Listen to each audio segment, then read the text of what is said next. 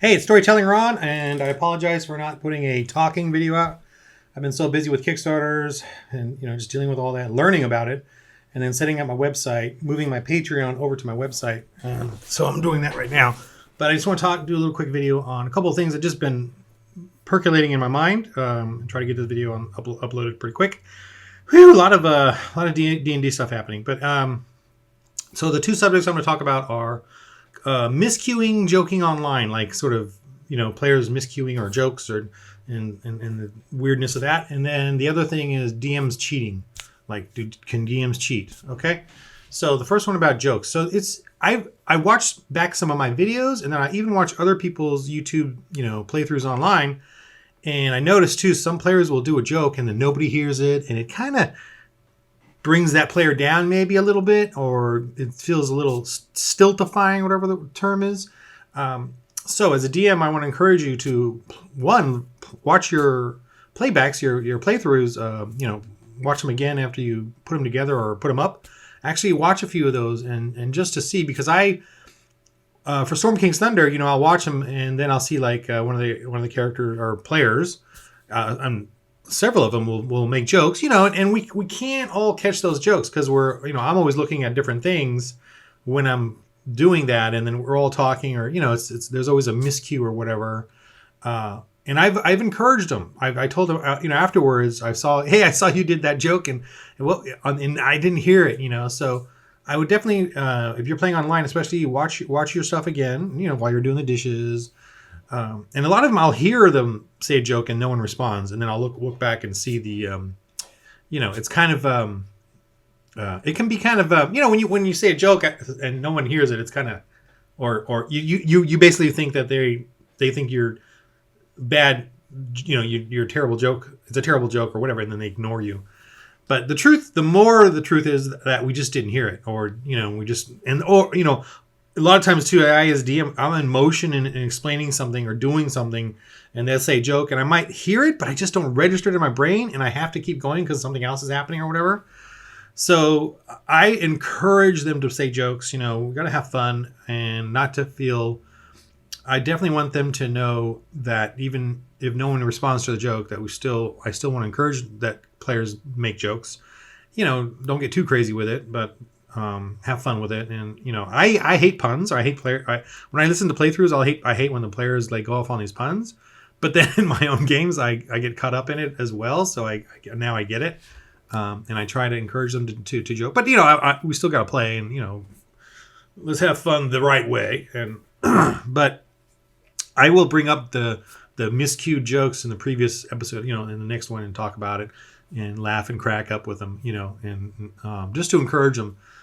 So that they don't feel like they were ignored or anything like that. So DMs definitely once in a while bring that up at the beginning of a session, online, especially online sessions, and maybe even regular sessions. We just don't all hear or catch things, and even if a joke is say stupid, just kind of like okay, you're a funny guy, kind of play along with it in some fun way, and encourage them, as long I guess as long as they're not getting too crazy with it.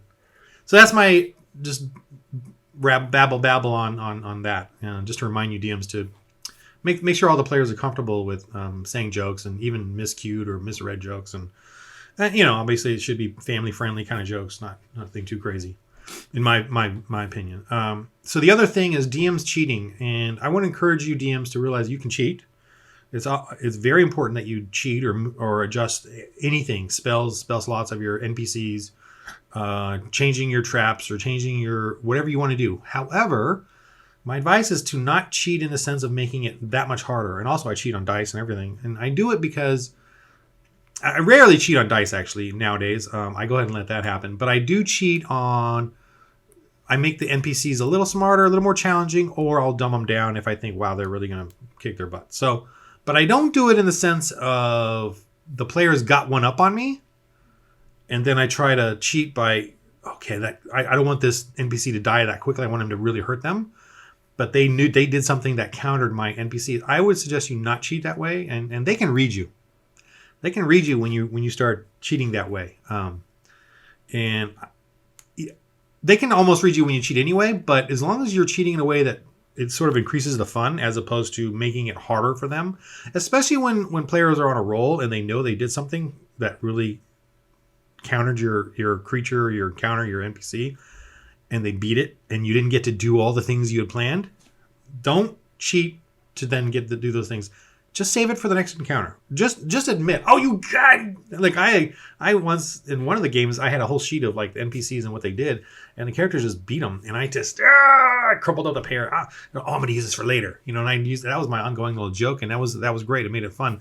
So if they beat your NPCs or your creature, your dragon or your whatever too easily, don't cheat in that sense of like, oh, I'm gonna counter what they did. If they did something great, the unexpected, and they beat they snuck around to a plot you just didn't think. Don't cheat to let them have that win, that easy win, and then just keep that info or whatever you built there for another encounter. Save it for the next one. Don't ruin their glee and joy in defeating something. I mean, you definitely don't want it to be too easy, but at the same time, don't cheat to the sense of that you add stuff to counter them. Like in my Storm King's Thunder coming up, they went around a trap that I had planned, and then I was about to cheat on them and make it even harder. But then I realized, you know what? They did figure out a way to counter it, unwittingly, even unwittingly. Well, it was pretty. I mean, they wittingly did something. They didn't know if it was a trap or not, but unwittingly or wittingly, they did go around in a way to spot the trap, which I was not expecting. And so, I was going to then make the trap more. And in that moment, I was going to make it more tougher than what I had planned or whatever. And then I realized now, thankfully we stopped at that point.